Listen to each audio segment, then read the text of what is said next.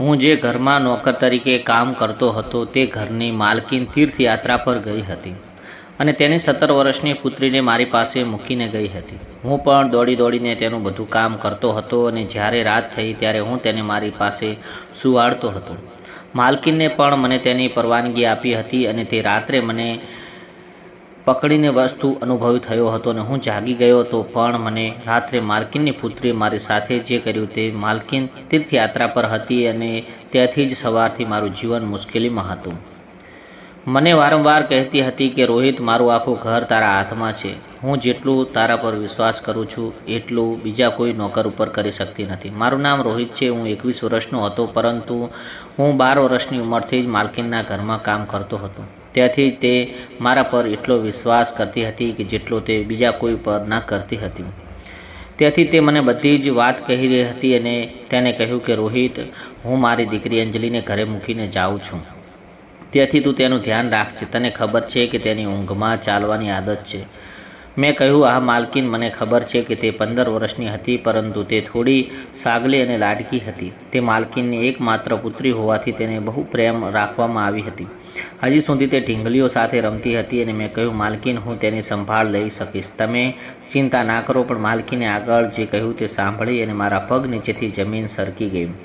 તે આવું કેવી રીતે બોલી શકે? કહેવા લાગી કે તું મારી અંજલિ સાથે તેના રૂમમાં સૂજે. આ સાંભળી અને મારા તો હોશ ઉડી ગયા. તે તો મોટી થઈ ગઈ હતી. હવે મારું મગજ ફરવા લાગ્યું હતું. મેં કહ્યું, માલકીન, હું નાની છોકરીના રૂમમાં કેવી રીતે સૂઈ શકું? તમે વિચારીને વાત કરવી જોઈએ. આ યોગ્ય નથી. મને લાગતું હતું કે તમે કહ્યું, રોહિત, તે મારે સાંભળવું નથી. જે કહ્યું તે થવું જોઈએ. તું માલકીનના રૂમમાં સૂઈ જજે. મને આ વાત જરા પણ બરાબર લાગતી ન હતી, પરંતુ હું તને વારંવાર નકારી શક્યો નહીં. પણ મેં મારા હૃદયમાં નિશ્ચિતપણે નક્કી કરી દીધું હતું કે હું અંજલિના રૂમમાં નહીં. અને મારી માલકીનને એક વિધવા હતી પરંતુ તે ખૂબ જ અમીર હતી અને તે માલકીન તેની પાસે ઘણી જમીન મિલકત હતી. તેને પૈસા મળવાતા હતા અને તેની એકમાત્ર દીકરી હોવાને કારણે તેને ઘણા પ્રેમથી પરિવર્ષ કરી હતી. હું જ્યારે પણ ઘરનું કામ કરવા આવ્યો ત્યારે માલકીન જીવતા હતા અને તે એક સાથે બધા ખૂબ જ ખુશ હતા. પણ અંજલિના જન્મના થોડા મહિના પછી પહેલાં જ માલિકનું મૃત્યુ થતાં તેની મોતની માલકીનના પગલ એવું વર્તન કરવા લાગી. તે કહેતી હતી કે માલિક હમણાં આવી જશે અને તેને સમયને 10 વર્ષ થયો. પરંતુ માલિકની હાલત જોઈ અને હું ખૂબ જ રડ્યો હતો, કારણ કે માલકીનનો મારા પ્રત્યેનો રવૈયો ખૂબ જ સારો હતો અને તે મારી ખૂબ જ કાળજી રાખતી હતી. ત્યાંથી જ હું તેને દુઃખ જોઈ શકતો ન હતો. જ્યારે અંજલિનો જન્મ થયો ત્યારે માલકીન ખૂબ જ રડી રહી હતી અને તે પતિને યાદ કરીને પણ તેનું દિલ અંજલિના લાગી ગયું હતું. માલકીનના માતા તેના પિતા ફરીથી લગ્ન કરાવવા ઈચ્છતા હતા, પરંતુ તે સ્પષ્ટપણે ના પાડી દીધી અને તેને કહ્યું કે હું મારા પતિને ખૂબ જ પ્રેમ કરતી હતી અને હું મારું આખું જીવન મારા પતિના નામ પર વિતાવી દઈશ. અને તેમ જ કર્યું અને તેનું પોતાનું આખું ઘર સંભાળી લીધું હતું અને આમ કરતાં 14 વર્ષ વીતી ગયા હતા અને માલકીનનો સૌથી વફાદાર અને વિશ્વાસુ નોકર હું હતો. માલકીન કારોબારની સંભાળ અને મને સોંપી દીધી હતી અને આ વર્ષે માલકીનના માતા પિતા તીર્થયાત્રાએ જઈ રહ્યા હતા. ત્યાંથી માલકીનને કહ્યું કે મારે પણ તીર્થયાત્રાએ જવું છે. તેથી અંજલિને હંગામો શરૂ કરી દીધો અને તેણે એકલી ઘરે નહીં રહે, પણ તેના પેપર હતા. તેથી માલકીને કહ્યું કે અંજલિ, તું ભણતર ખરાબ નહીં કરી શકે. તેથી અંજલિએ કહ્યું, તું ઘરે જ રહે છે.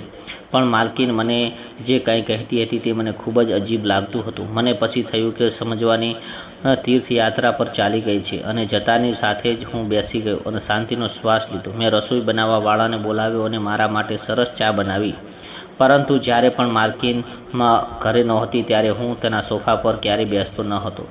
જો કે તે ક્યારેય મને આ વાત માટે ના પાડી હતી, તેમ છતાં હું હંમેશા તેમની સાથે માલિક અને નોકર સંબંધોનો જાળવતો હતો. પણ મેં વિચાર્યું કે માલકીન બહાર ગઈને હું થોડા દિવસો માટે માલિકોવાળું જીવન જીવી લઈશ. પછી સુકનનો શ્વાસ લીધો અને ખુશીથી મારા બંને પગ ટેબલ પર મૂક્યા અને હાથમાં રિમોટ પકડી ટીવીની ચેનલો બદલવાનું શરૂ કર્યું. હજુ તો અમે રિમોટ હાથમાં લીધું અને અંજલિ હોલમાં આવી અને જ્યારે અંજલિ હોલમાં આવી અને મારી બેસવાની રીત જોઈ ત્યારે કહેવા લાગી, રોહિત, તારી ફરિયાદ તો હું માના આવતા જ કરીશ. તું મોટા ટેબલ ઉપર પગ રાખીને બેઠો હતો. તેના અવાજ ખૂબ ઊભો થઈ ગયો અને બેસી ગયો અને કહ્યું કે અલી, ભગવાનને ખાતર માલકીનને મારા વિશે ફરિયાદ ના કરતી. પછી મેં ટીવી બંધ કર્યું અને રિમોટ સાઈડમાં મૂક્યું, પણ હજુ અંજલિ ગુસ્સામાં હતી અને આવીને સોફા પર બેસી અને રિમોટ હાથમાં પકડી કહેવા લાગી, મારે ઘરે નથી. આ તો મતલબ એવું વિચાર્યું હતું કે લોકોને માથે ચડાવ્યા છે. જ્યાં સુધી ઘરે નથી ત્યાં સુધી આવા માલકીન હું છું. તેથી બધા એમ જ કરે છે જે રીતે હું કહું છું તેમ. હા, તમે જો કરશો તો નાની માલકીન તેમ જ થશે. પણ અંદરથી તો હું થાકી ગયો હતો, કારણ કે મારે માલકીન સાથે ક્યારેય બનતું ન હતું. તેની વિચિત્ર હરકતો કરતી રહેતી હતી અને હું તેને હરકતોથી ખૂબ જ ચિંતામાં હતો. અને તે બજારમાં ઘણા બધા ચક્કર લગાવતી હતી અને કહેતી હતી કે મારા માટે સામાન તમે જ લાવશો, ડ્રાઈવર નહીં જાય અને એના કોઈ પણ નોકર હશે. માલકીન પણ તે કાંઈ ન કહેતી હતી, કારણ કે તેની એકમાત્ર દીકરી હતી અને તેથી માલકીન કહેતી હતી કે અંજલિ કહે છે તે કરી નાખો. પછી જ્યારે નોકર ચા બનાવી અને લાવ્યો તો મારા પર હસવા લાગ્યો અને કહેવા લાગ્યો, આવી ગયો તારી ઓકાત પર. મેં તેની સામે ગુસ્સાથી જોયું અને તેને મને ચાનો કપ ટેબલ પર મૂક્યો. મારે જે કપ ચા પીવી હતી તે અંજલિ ખૂબ જ આનંદથી પી રહી હતી. આખો દિવસ આવી રીતે વિવિધ કાર્યો કરવામાં પસાર થઈ ગયો. જ્યારે રાત થઈ ત્યારે હું મારા રૂમમાં સૂવા જતો હતો તો અંજલિ કહેવા લાગી કે તું ક્યાં જાય છે રોહિત? મેં કહ્યું કે હું મારા રૂમમાં સૂઈ જાઉં છું. અંજલિની વાત સાંભળી મને નવાઈ લાગી અને મેં આશ્ચર્યથી અંજલિ તરફ જોયું. કહ્યું, નાની માલકીન, મને કોટર સિવાય ક્યાંય ઊંઘ નહીં આવે અને ઘરમાં બીજી નોકરાણી પણ છે તે મારી સાથે સુવડાવે તો પણ કહેવા લાગી. કહ્યું કે તું સૂઈ જા, હું તને સીધી રીતે રૂમમાં આવ અને જમીન પર સૂઈ જા. હું રૂમમાં આવી ગયો અને પણ મને વિચિત્ર રીતે બેચેની લાગતી હતી. અંજલિ જઈને બેડ ઉપર સૂઈ ગઈ અને રૂમની લાઇટ બંધ કરી દીધી. ચારો તરફ અંધારું હતું. મારું હૃદય ખૂબ જ ઝડપથી ધડકતું હતું. ભલે તે 15 વર્ષની હતી, પરંતુ હું 15 વર્ષનો ન હતો. મને કોઈને કહેલી વાત યાદ આવી હતી કે એક છોકરી એક છોકરાને રૂમમાં સાથે હોય તો ત્રીજો શૈતાન હોય છે. અને સમજાતું ન હતું માલકીનને શા માટે કહ્યું હતું. તેની પુત્રીના રૂમમાં એકલો ઈચ્છતી હતી તો નોકરાણીને પણ તેના રૂમમાં સુવડાવી શકતી હતી. રૂમમાં થોડી લાઇટ હતી. જ્યારે મેં બેડ ઉપર સૂતેલી અંજલિ તરફ જોયું તો મારી નજર તેના ચહેરા પર સ્થિર થઈ ગઈ હતી ને કારણ કે સૂતી વખતે જાણે નિર્દોષ લાગતી હતી. અચાનક તમે મારી નજર બદલી નાખી અને મારો આંખો જોરથી બંધ કરી દીધો પ્રયાસ કર્યો અને વિચારવા લાગ્યો, શૈતાન મારા પર કાબૂ મેળવે પહેલાં હું સૂઈ જાઉં. પછી ભગવાનનું નામ લેતા મારી આંખ બંધ કરી.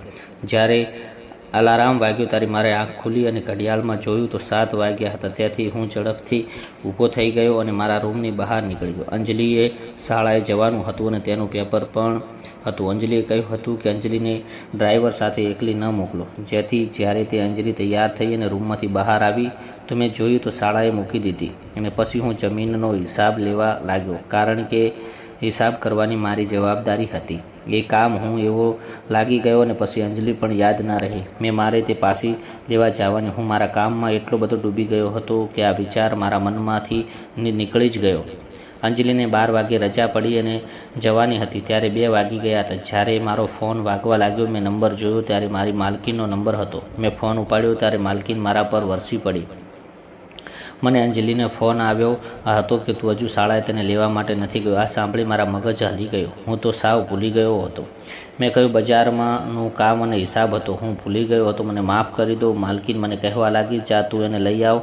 મેં બધા ખાતા બંધ કર્યા અને ઘરની બહાર નીકળી ગયો. મેં ડ્રાઈવ પર ગુસ્સાવાળી નજરે જોયું ને કહ્યું કે તમે મને અહીં કહી શકતા નથી કે નાની માલકીનની રજા થઈ ગઈ છે. તો તેણે કહ્યું, તમે શા માટે કહો? માલકીન તો નોકર તો સરદાર બનાવ્યો છે, તમે કહી. અને હું તે વાતોનું ધ્યાન લઈ તેના પર તેને ગુસ્સો કર્યો. અને માલકીન જ્યારે ગઈ હતી ત્યારથી બધા જ કરેન મારી માથે ચડી ગયા હતા. જ્યારે તેની સામે માથું નમાવીને રહેતા હતા, હું ઝડપથી ડ્રાઈવર પાસે બેઠો અને શાળા માટે ગયો.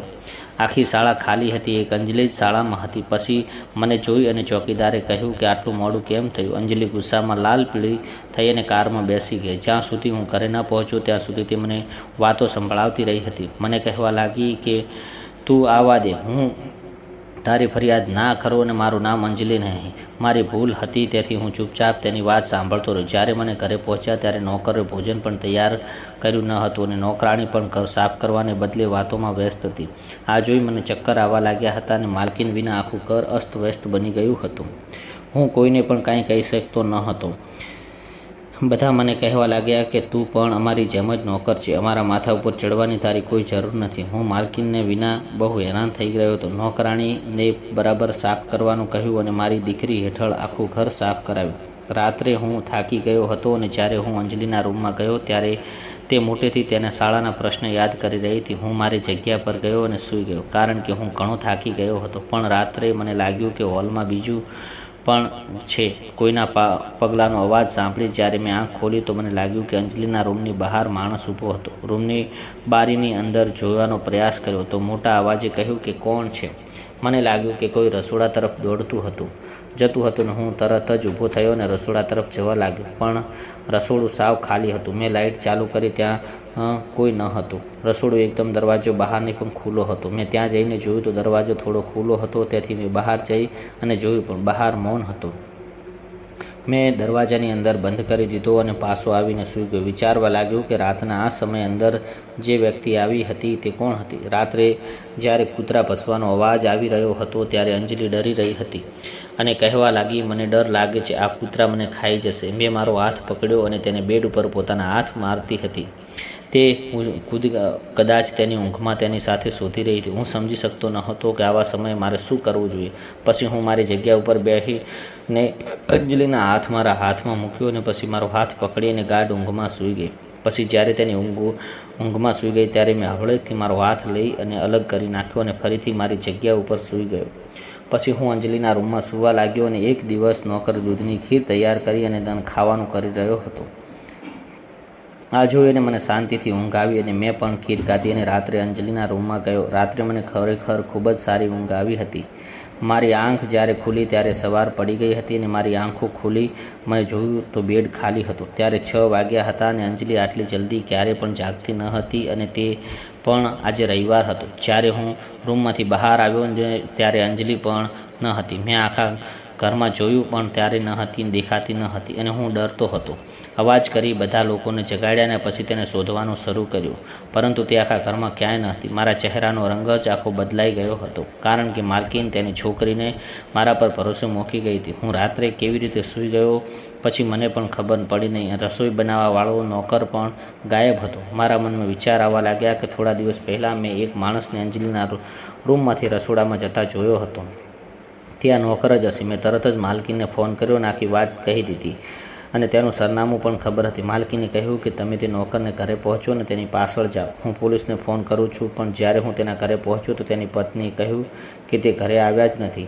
ત્યારે મને ત્યાંના વિસ્તારના લોકોને પાસેથી ખબર પડી કે સવારે નોકર અંજલિના મોં પર હાથ રાખીને તેને કારમાં ક્યાંક લઈ જઈ રહ્યો હતો. તે સમયે પોલીસ પણ અમારા બંગલા પાસે આવી ગઈ અને તમામ તપાસ કરવા લાગી. બાદમાં તે બંગલાની બહાર લાગેલા કેમેરાની મદદથી તે કારનો નંબર પણ મળ્યો હતો અને તે અંજલિને જબરજસ્તીથી કારમાં બેસાડી રહ્યો હતો. હું પણ પોલીસ સાથે ગયો હતો અને તે કારના એક સુમસાન જગ્યા ઉપર ઊભી હતી. પછી મને યાદ આવ્યું કે મને એક વખત આ જગ્યા પર લાવ્યો હતો. અહીં તેના મિત્રો રહેતા હતા. હું ભાગતો તે જગ્યા ઉપર જવા લાગ્યો જ્યાં તેના મિત્રનું ઘર હતું.